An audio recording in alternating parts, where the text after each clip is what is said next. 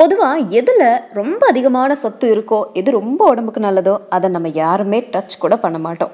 அதுல ஒண்ணுதான் இந்த நார்த்தங்காய். இந்த நார்த்தங்காயை பார்த்தாலே பல பேர் ஓடிடுவாங்க. பார்க்க என்னமோ இது ஒரு ஆரஞ்சு மாதிரி இருந்தாலும் அதனுடைய சுவை அவ்வளவா பிளசண்டா இருக்காது.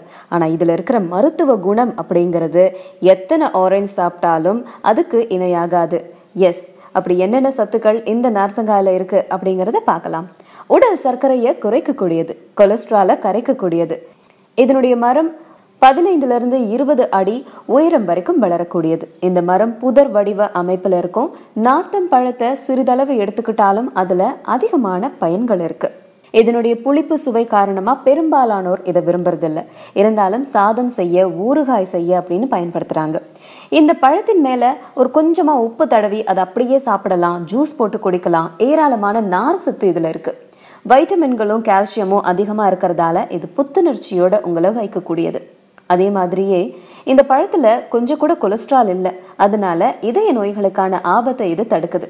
தினசரி 1 எடுத்துக்கிட்டாலே போதும், இதயம் பலமா இருக்கும். ஸோ இப்போ சொல்லுங்க, நார்த்தங்காய் அட்லீஸ்ட் ஊறுகாய் ஃபார்ம்லையாவது எடுத்துப்பீங்களா? ஏன்னா இதுல இருக்கிற அதிகமான மருத்துவ நலனை பயன்படுத்தாம போயிட்டீங்க அப்படின்னா பின்னாடி வருத்தப்படுவீங்க.